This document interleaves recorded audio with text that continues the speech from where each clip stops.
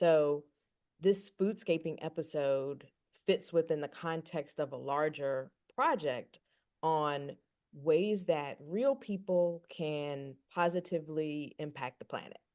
And so, yeah, right? So I'm a recycler. I'm someone who tries to be very conscious of my movements, but I am not by any means an expert in this area. This episode of Grounded in Maine is sponsored by ESG Review. ESG Review magazine is published quarterly in February, May, August, and November, and is available for free in print and digital formats. ESG Review is devoted to environmental, social, and governance strategies, technologies, and investments. ESGreview.net is updated every Wednesday with 8 new stories and is home to feature articles, news items, and more. Visit esgreview.net to stay informed and help us spark the collaboration and awareness needed to develop sustainable economies and communities around the world.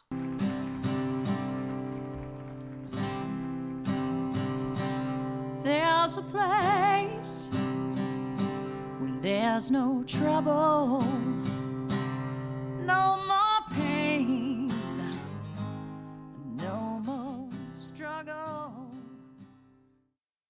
Grounded in Maine podcast is an open conversation about how we show up for the world. I started this podcast out of a desire to learn new ways to be sustainable because the word sustainability is big. It can be overwhelming, and I just wanted to learn, different ways to try to be part of the solution and not feel like it's too late. So I'm talking to people who are doing different things and learning so much. I hope you are too.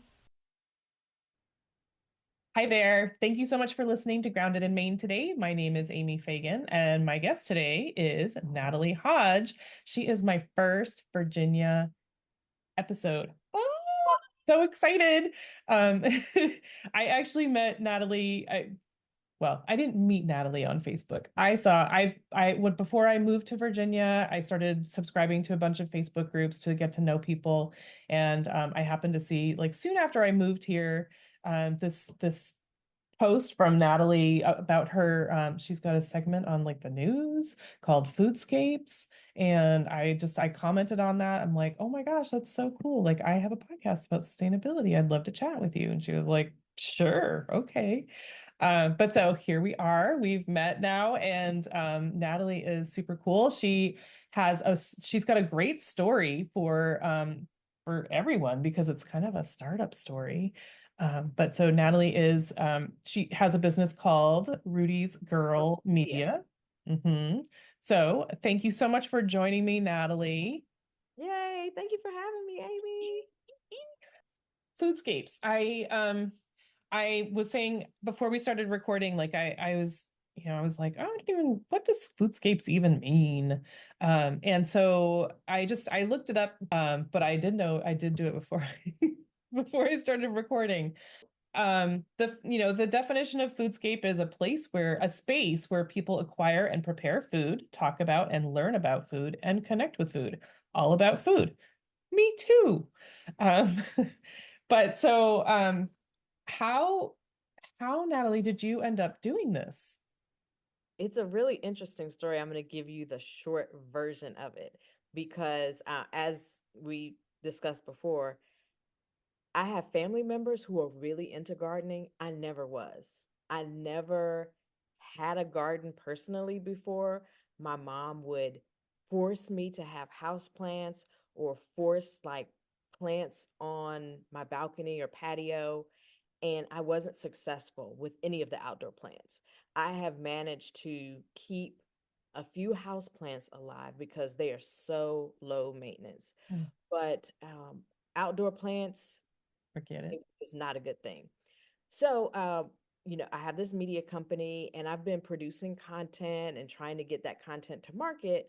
And through a bunch of different introductions, this person introducing me to this person and this person introducing me to that person, I met a guy named Mason Mills, who is an executive producer at VPM, which is Virginia Public Media. And Mason and I would kind of pass in the night on social media. He'd like a post, I'd like one of his posts. So nothing super serious, but I did have him on my email update list. So in the new year, I sent him a message, just what was going on with Rudy's Girl. And a little bit later, he reached out and said that he had a colleague who was working on a series, a pilot for a series about zero waste. So this foodscaping episode fits within the context of a larger project on ways that real people can positively impact the planet. And so, yeah, right? So I'm a recycler. I'm someone who tries to be very conscious of my movements, but I am not by any means an expert in this area. And there's so much room to grow, uh, literally and figuratively. Same girl. So, so uh, anyway, I met Debbie Mickle, who is the producer for this project, and we hit it off. We started working together. And so this pilot episode about foodscaping allowed for me to meet three, actually four, but we have a bonus episode we're not talking about just yet. Whoop, whoop. Three different people in pretty much the Richmond, Virginia area to share with me how they're growing their own food, what their process was, some tips and tricks. And in each segment, they would gift me a plant that I brought back to my balcony. And so through this process, because I'm a little bit competitive and I didn't want to be embarrassed, I said, let me lean into my green thumb, which I didn't know I had. And I obsessed over these plants. I really did. I locked in on like making sure these plants survived. And for the most part, all of them did. I had a couple of things that didn't work out, but it was overall a huge success. And my mom was actually very envious of this balcony garden because she had some of the same plants that did not survive in her traditional garden. So there's that. So yeah, that's how it all got started with That's me. awesome. I Yeah. love that so much. And so it was really your competitive nature that, and I would be the same way. Like, someone is gifting you something, you want to make sure to take good care of it, right? Yeah. And, it would really suck if it died. Like, you should not have given me that. Yeah, and I knew there would be some update element to it. And then people would see the episode and say, like, oh, okay, how are the plants? And I didn't want to say they have all perished. Oh, it kicked Because off a mm, long time ago. yeah, yeah. So I had good reports, and I was really proud, even beyond just doing the show. I was really proud of the plant's progress in eating the food from that was the highest point of gratification. I probably had a grand total of like 4 or 5 strawberries that came off this. Doesn't matter. I First know. year, but next year they'll spread a little bit. I mean, I know they're in pots, but like they spread. Strawberries spread like crazy. So good eating these little strawberries. But the number one thing that I loved most, the sun gold tomatoes. Oh, heck yeah. Oh, delicious. Hmm. Mm, I love it. That's so awesome. I mean, it warms my heart. But I love when people discover gardening and how, just the beauty of it. And, you put so much into it and then you get something back and it's so gratifying, like you said. And really, I mean, the best food that you'll ever eat is like right there on your patio.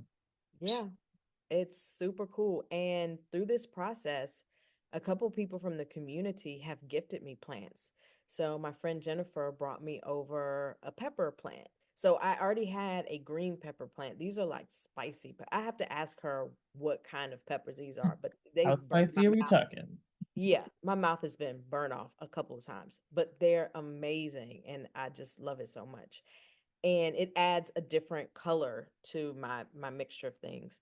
And then I just was gifted from another friend named Brandon a mint plant. So this is becoming a thing. Do you know what kind of mint? Because mint is, oh, so awesome. I don't know, but he said that his mint had just taken over. He had so much of it. So he's like, take this mint. And I was like, sure, let's do it. Yeah, mint is awesome because it is hard to kill. But and it just, it fills the pot and it smells so good. Like you can just brush by it and you're like, that's awesome. I The would love. smell of it, of all of the plants, really was an unexpected reward. Like I would be working with the plants and touching them, and then I'd smell my hands, and it smells so good. So fresh. Like, am I being weird? I love I, it. I do it.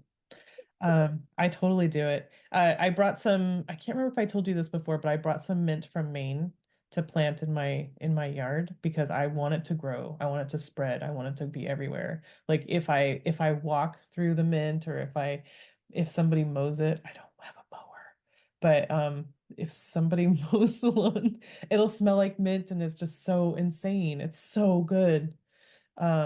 But so I love that. And it's so fun that, now that people know that you can grow things, you might just get more.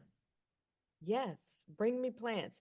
Although my husband at a certain point kind of gave me a little side eye. We have to walk out there. We can't get there with all the pots.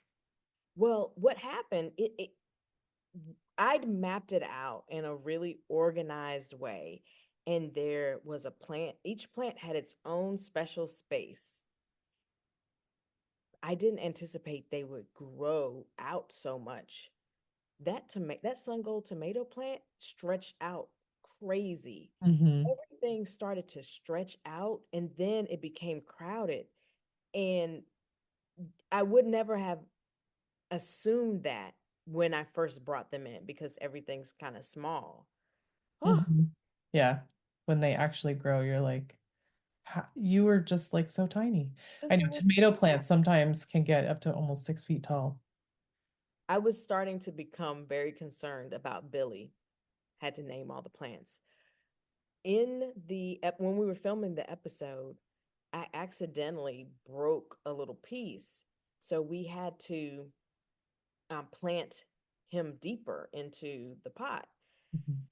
And I was very nervous because the first week, maybe that he was on the balcony, just didn't look sturdy. Mm, Ugh. At a certain point, the growth just happened. It was overnight. I get up and check on the plants, and I could see the growth, and it got out of control. I would never have guessed that. yeah. Well, and sometimes like with that when you broke the little stem off of Billy, sometimes it like they can focus all their energy on growing into the other stems, and that they He kind of, locked in. Trust me, he did. oh my gosh. So you said that the smell, you love the smell, and the taste is just so much, it's so different from what you buy at the store, isn't it It not? is. It Oh my is. gosh. I mean strawberries specifically, because strawberries, I think a lot of produce for like grocery stores is picked before it's ripe. And so it like doesn't it's just not the same um texture and sweetness and whatever. Um, but it's just night and day. I'm thinking strawberries because strawberries are like almost crunchy when you get them at the store sometimes. Yeah. The size difference is interesting too. And that automatically triggered for me, that they're creating these plants that are growing beyond what they really should be growing. So Hmm. I have this green pepper plant, and they're really small peppers. They're delicious. They're fully formed. They're amazing. They're just not huge like the Hmm. peppers I might get from the store. And that was a little aha moment. Like, are these Right. How peppers do they get them so big? What are they doing? suspicious? Yeah. Um, so just a lot of those moments in growing my own stuff. Hmm. Yeah. I mean, just so we're recording this the end of September, and um I don't know if you may not follow this, but I follow the Food Tank, which is a group of people that are like constantly researching and talking about how to solve the food crisis. And this is actually New York, it's Climate Week. And so Food Tank is in New York City, and other organizations are also there. So it's a huge, like week-long thing full of talks and panels and stuff. And I was just listening to a panel talking about like pesticides and just how, there are some companies, gosh, what is the company they were just talking about? It might come back to me, but right now it's not. But it's very, very interesting. But they were talking about produce and how some farmers are trying to work in like regenerative practices to to make the soil healthier, to make the food healthier, and to be more just robust to grow better and be healthier, because we've depleted so much of the nutrients in our soil, which is what feeds the plants, the seeds. Right. Um, so interesting conversations. Highly recommend Food Tank to anybody. It's fascinating Well, and it's on so my list now. whew. I can send you links because there's still two more days. I Yay. mean, they're going right now still. It's crazy. Um, anyway, so the smell and the taste, and you were saying that like you were mapping the growth basically, like, oh, you are definitely taller today. You are fuller today. Um, and that's just I'm glad that it's not just me, but I just love that when you take them on as not just a responsibility, but like, you care. You Yeah, care. Like they're living beings and they have names. they have names. Sage, another favorite. Oh yeah. Sage Yeah. gets huge. Oh my goodness. Another unexpected moment when I got this sage. Amber, one of the folks who's on the episode, she gave the entire crew a little plastic cup with little sprouts of sage, and I got two. It was because someone left theirs behind, and I'm just like, I'll take it home. I can And grow things now. right. But, it looked kind of pitiful for a while, and I put it in a larger pot and still was just, and I thought it would be the story of something that wasn't successful. Mm. We got a really heavy rain for a couple of days. The next day after the heavy rain, it looked like someone had swapped out the plant. What? Just so I'm really proud of Sadie. Sadie Sage. Love it. That's awesome. s- I totally get that. Like sometimes you're like, did someone you're not the same plant that was here yesterday. Um, Yeah, but everyone kept saying that plants are more resilient than you think. And I found that to be really true. The other thing I found to be true was that the reason I had been unsuccessful with outdoor plants previously is that I didn't have an understanding of sunlight and the amount of hydration. mhm, So that's a big deal, is understanding like how much sun do you have in that particular area and how that will impact the amount of water. So mhm, my balcony gets direct sunlight all day. So anything that needs shade was not going to survive there. And that meant that my watering regimen had to be very strict. Some of the hotter days, I'd get up early in the morning and do a round. And then before I went to bed, I'd do a round. mhm. Because lo and behold, if I skipped one of those moments, someone was looking pitiful. The other piece of this, I didn't figure this out until much later. The pot size also impacted the watering. So larger pot, more space. If something like I have, uh, there's a dwarf blueberry bush and the strawberries are in there. It did not require as much watering because the bush really gave shade to the soil. Nice. Whereas Billy the tomato plant, the soil was more exposed, it was in a container bag, and I just had to be super mindful of that. Hmm.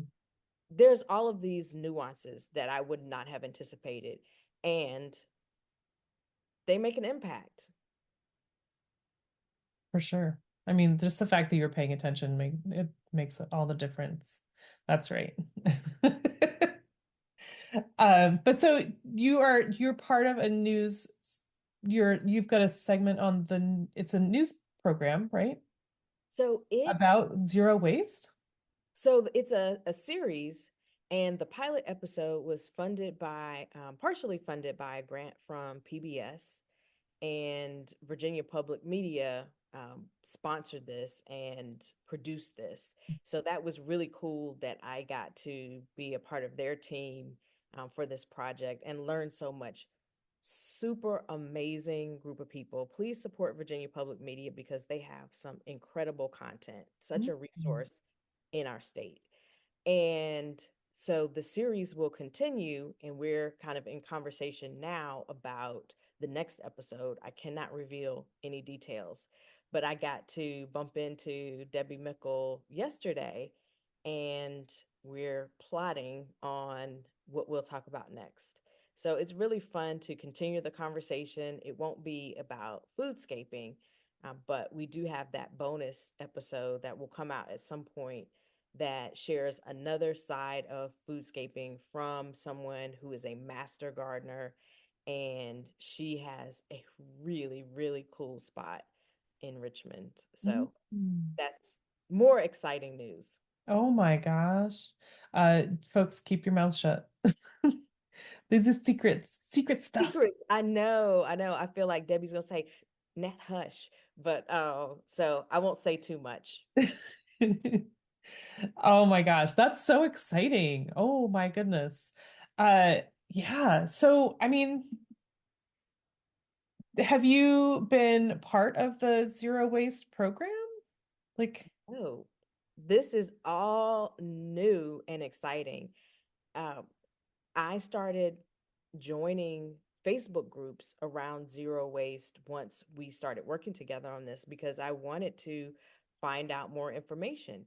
Even as we were building out the foodscaping episode, we'd have producer meetings, and we talked about a really cool person on the digital team named Jordan would say, look to see if there's a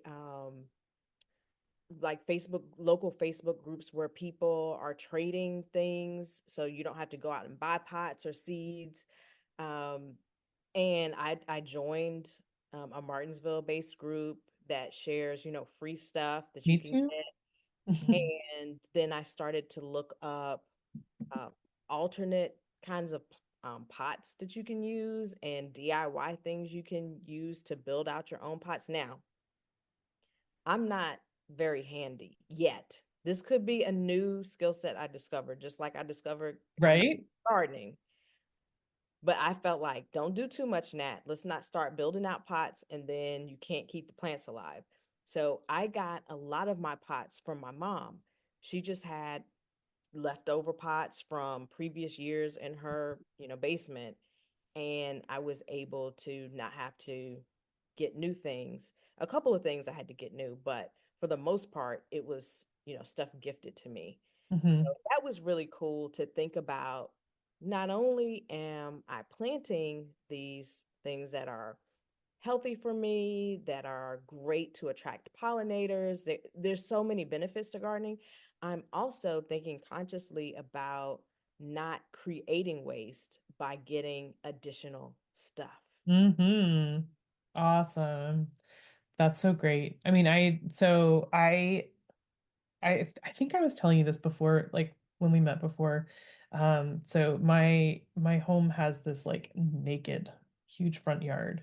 And so I'm building my food forest a little bit at a time. And so every week I go to the farmer's market where we'll run into each other one day. Yeah. And there's a nursery there, the Snow Creek Nursery. I pick up something almost every weekend. So last weekend I picked up a grapevine. Very excited. Concord grape even.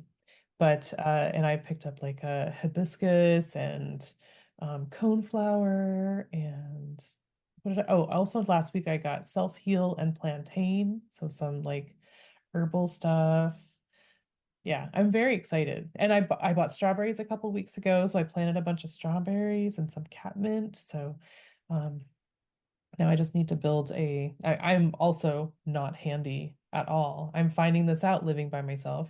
Not handy at all. Like I have a wasp in my house. I was like, I have to call somebody because I'm scared it's over my head and I'm scared I'm gonna miss it and then it's gonna come after me. Oh, But I need to build a big raised garden bed so I can put my vegetables up. these are the projects. I have someone who might be able to help you.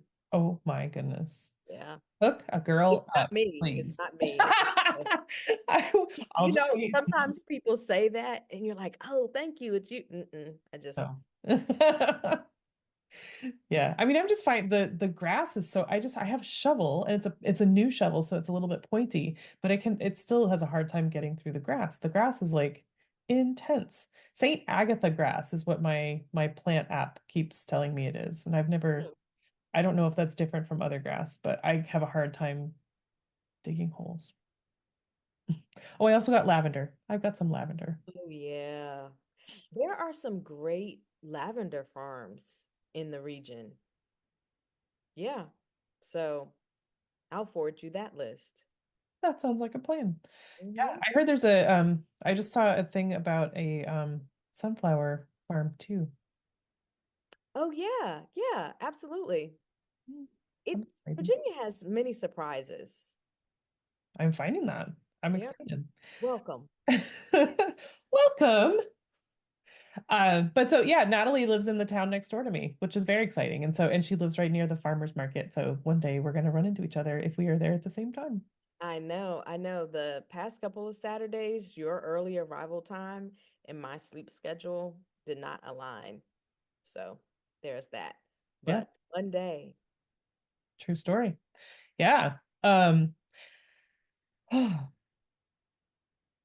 right. I want to hear more about this zero waste program though. Do you it's through VPN? yes. Okay. I'm gonna have to So look that it's up. specifically through the Science Matters division of VPM. So there's a focus on making sure that things are scientifically accurate, that and they're fact checkers and experts who look at everything that we're saying in the project and any of the pop-ups you might see, they've been checked and verified. But the project is also really about making this topic accessible to the layperson. And, that's where I come in because I am the layperson. They So let me talk to people because I am the people. I am the people. So when I'm asking questions, it's not rhetorical. It's like I need to know this stuff. And what I love about it is that I think there are a lot of people like me want to do something good for the planet, have an understanding that humans make a huge impact Mhm. on our planet's health and wellness. And some small changes, some incremental changes can add up to some big impacts. And it's about understanding, being mindful, changing behaviors one small process at a time. It's not thinking about it in this way that one day I'm operating in this fashion and the next day I'm completely different. Those aren't long lasting changes. But when we can say, all right, now this year I have a balcony garden. Next year, and this is actually on my list, to have some type of rain capture system because in the hotter parts of the summer, I was watering a lot. And Mhm. I kept thinking, oh, I need something so I'm not using like fresh water. I'm capturing the rain. So these are the things. If each year I can make one change, that's a big deal. But That is I need to know the information on how to activate in that space. And sometimes the internet can be confusing and not personal. You get conflicting information. It doesn't feel human centered sometimes when you're reading articles. totally. But this is a very accessible kind of project because I am 100% myself. So there's no one who watched this and said, "Oh, I didn't get that was you." No. If you know me, all of the weird humor that they allowed to stay in the program, that's me. I love that. That's so cool. And such a you explained it so well about sustainability. Like that's sort of the point of this. Well, it's not sort of, it's totally the point of this podcast because there are so many things that say sustainable on them, but they're super expensive. Like organic cotton and linen and stuff like that and solar panels and electric vehicles and stuff like that. And so many people are like, I want to be part of it, but I can't afford it. So I guess, I just don't get to be part of it.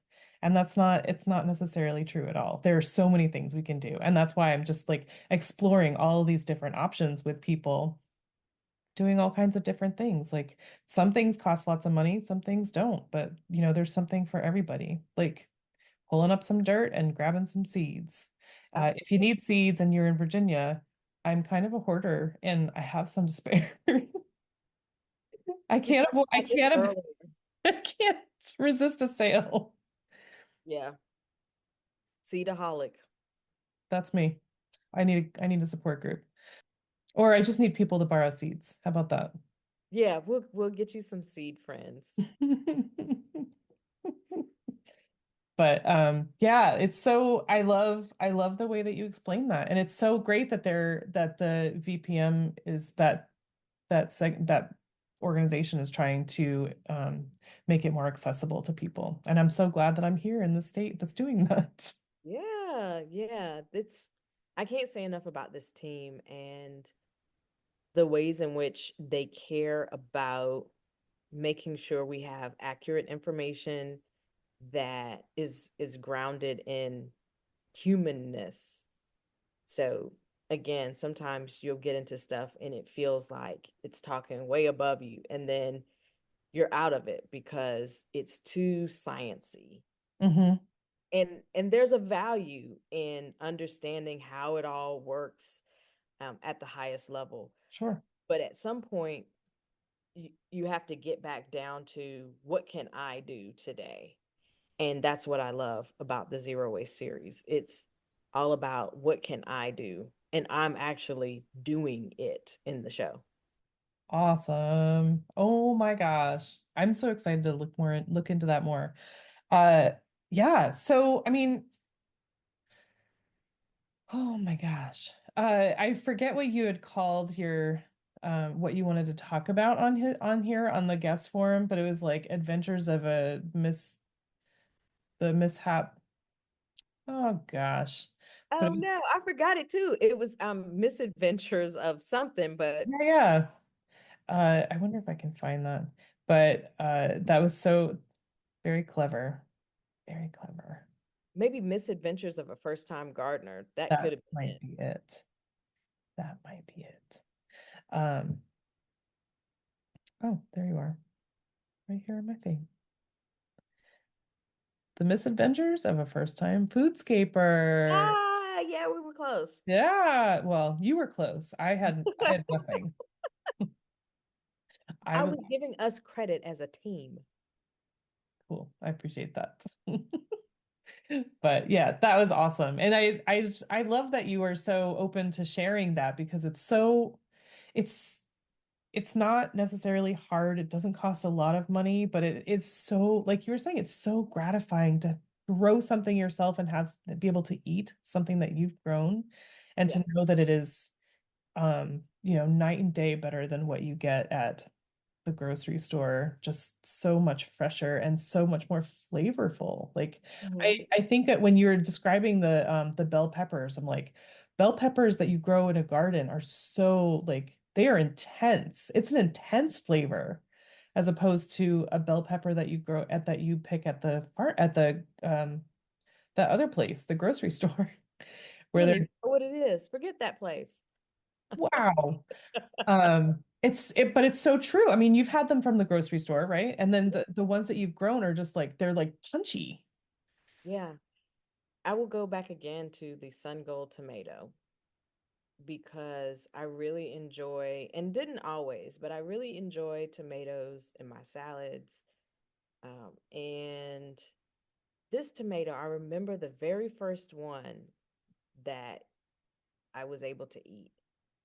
It tasted like every tomato I'd ever had compressed into one, like all of the flavors. It just was in my mouth, like exploding. It was so good. I could not believe it. And Right. And sun golds are tiny, so they you can eat the whole thing and then it literally does explode in your mouth. yeah, it's It's so so good. exciting. So then I had friends and people who walked by that I knew. And I'm like, have one of my tomatoes. And one of my mom's friends was visiting a salon that's a couple doors down. And she came out and she said, "Oh, is that your tomato plant?" I'm like, "Yeah, let me get you like a little bag of tomatoes." I was so proud that I had something to share. I'm the person who comes to your house and you're like, "Oh, yeah, let me give you what I have." I've never been able to give anyone something that I've grown. That felt so good. But yeah, it's a completely different feeling all around. The Mhm. the taste is great, but there's a feeling behind it too. Yeah. Is there are there community gardens here? So, I know there are a couple people in the community who have dabbled in the community garden concept, and one person who I'm excited to connect you with, her name is Nell. She is very much interested in getting something going in the city by way of a community garden. And I want that to catch hold because I know the value of that. Hmm.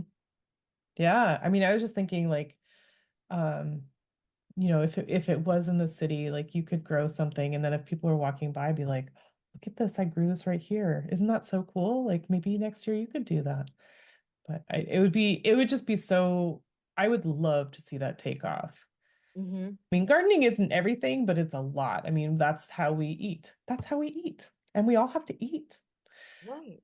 Um, but just to, I think that so many people, I had a podcast guest last year who was just outstanding and I loved her and she was teaching and she would like go home crying because she just realized that these children that she was teaching literally thought that food was born on the shelves or they had no idea where their food actually came from and she just wanted so badly to not have that for her children and so now she lives on a farm in Georgia and she grows all kinds of stuff and she's hysterical but I want that for people just to know where their food comes from and to appreciate that and to appreciate the farmers for the things that they can't grow.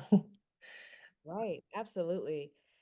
So we have a show called Hometown Hustle, and season two, we went to visit Browntown Farms, which is in Brunswick, Virginia.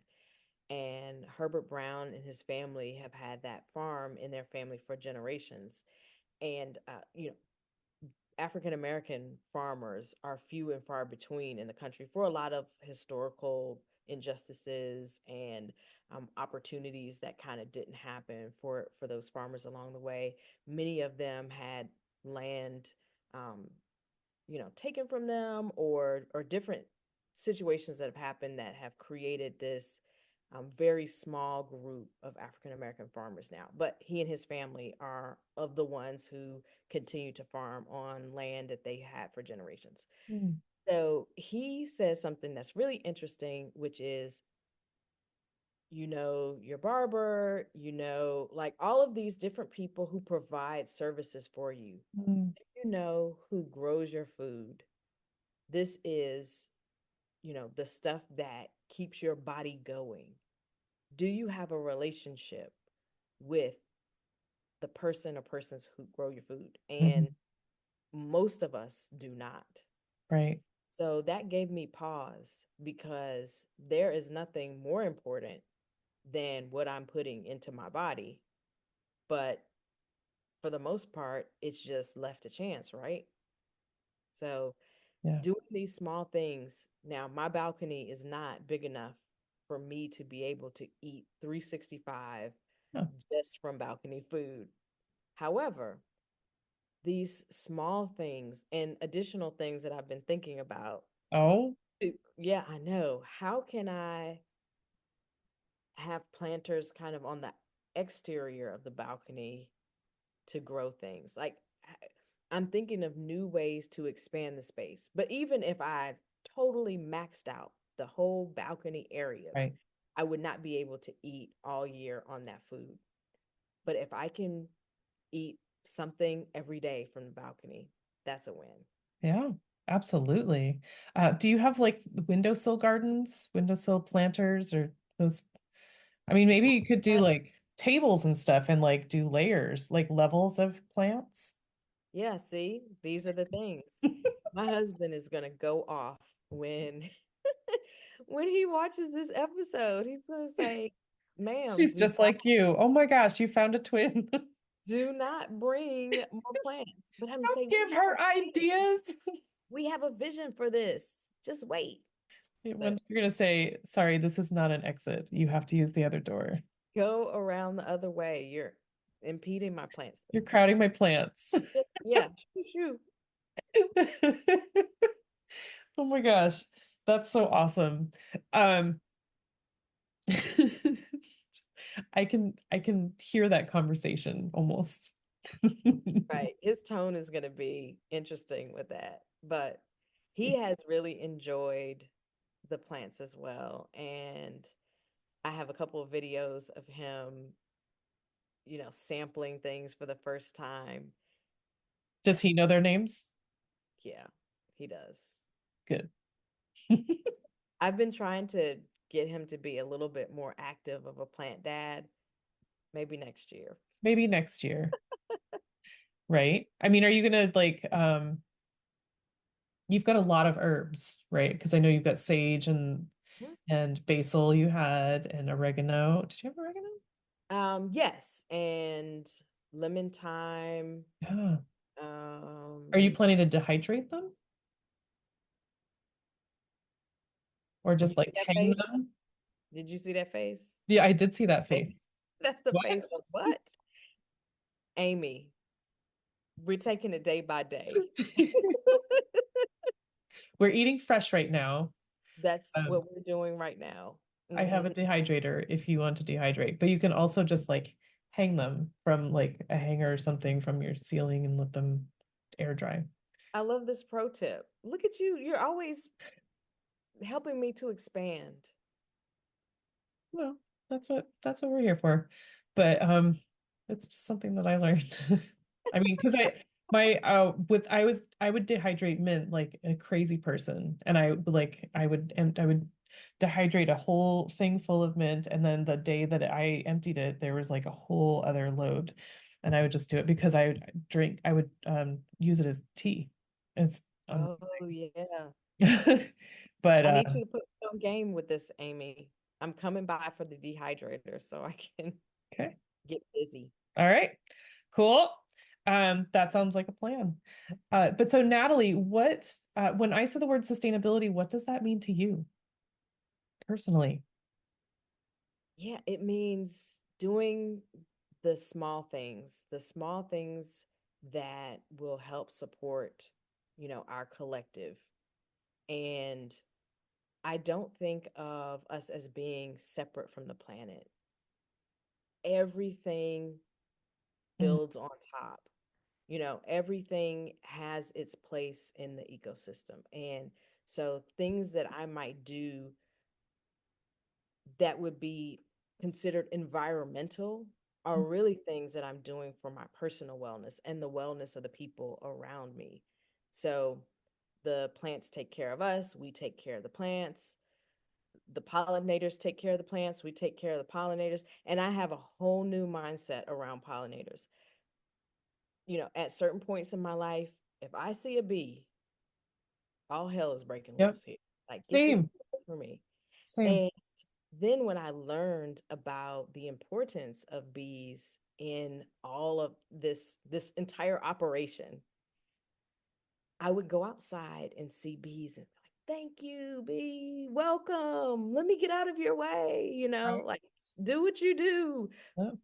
And I'd sometimes sit on the balcony and watch bees land and move around. And I'm like, And oh not totally freak out. yeah, because I knew they were doing their job Yep. and I want them to do their job. Yep. So let me be a partner in that. So Yeah. that's what being sustainable is being a good partner in our survival. Oh, that's beautiful. Oh my gosh. I love that. I used to say, the only time you'll catch me running is if there's a bee. And Mm. that was me. I broke my foot when I was a kid because I was running from a bee. Um, but now like I have a wasp in my house and I have not moved out yet. I mean, wasps are different than bees, but I'm still like, I'm a little freaked out, but I'm not like running. Uh, but that's amazing. And it's so interesting how we shift like that. Like you understand their purpose on earth and you're like, oh, they're just doing their thing. Yeah. What what's so bad about them, right? It's weird. It's weird how that happens. It's just like a switch that we turn Mhm. on. Yeah, absolutely. But my first education about bees were they were dangerous. Hmm. And seeing adults, swat at them, run from them. And so I internalized that as bees are bad. Hmm. And I got stung by a bee as I think I might have been in third or fourth grade. And then that really kind of underscored this messaging. They Stay weren't away, lying. yeah, stay away from bees, bees stay away from me. And so later, of course, you learn about pollination, but by that time, it's still like bees stay away from me.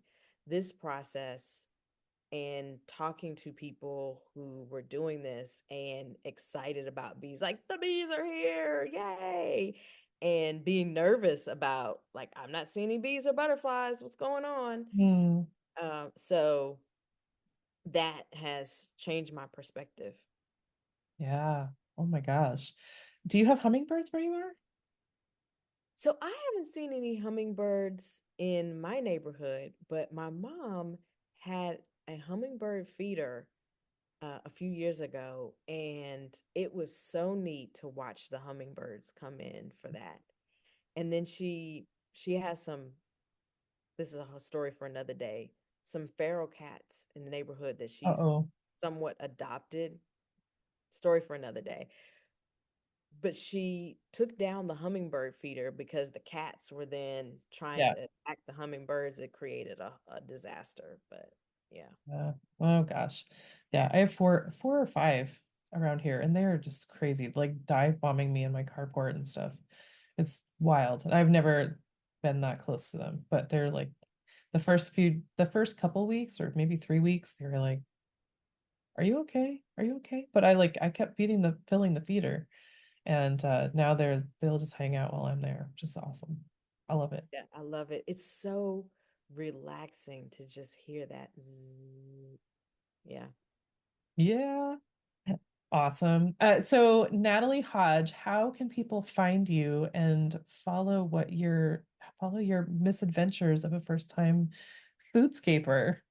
Yeah. So definitely find me on social media at Natalie K. Hodge.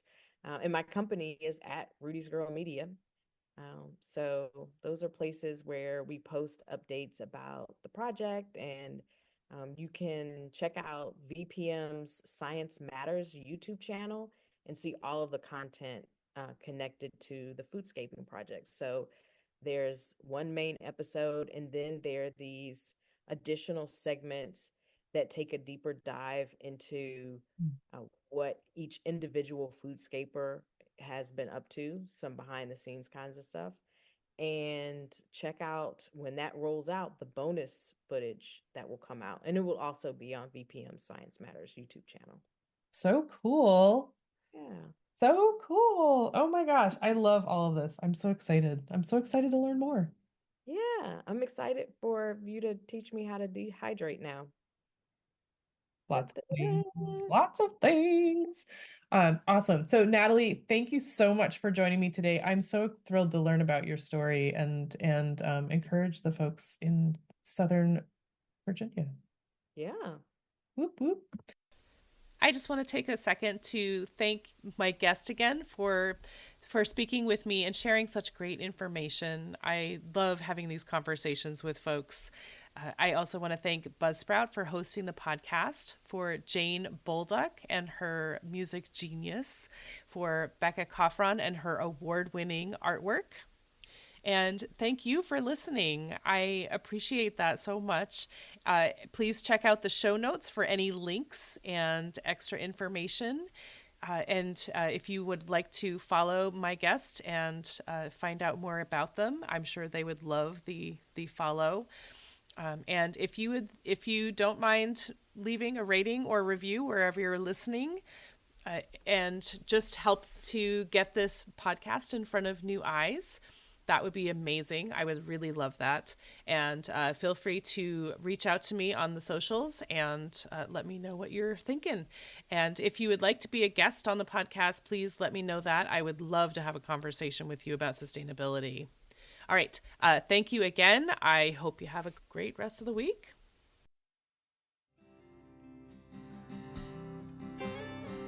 There'll come a day, my mama told me, when I find love to have and hold me, a heart that's strong and so sincere. Just tell me, how do I get there from here? Oh, tell me, how do I get there from here? 'Cause here and now I'm so far down that mercy's bound to find me.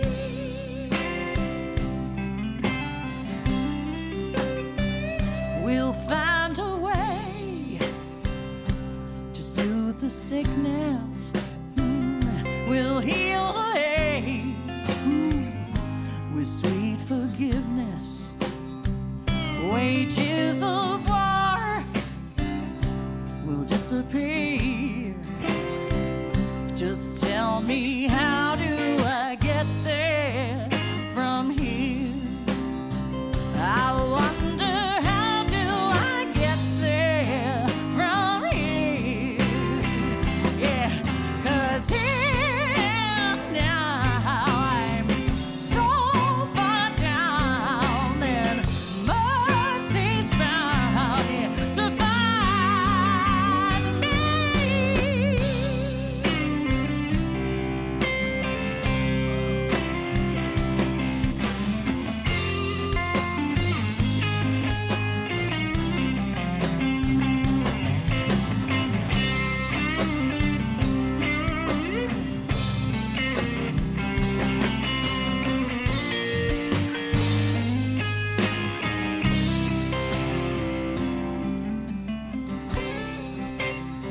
When that state of grace has finally found me, well, there'll be music, ooh, and good friends around me, yeah. And I'll just smile through happy tears and wonder,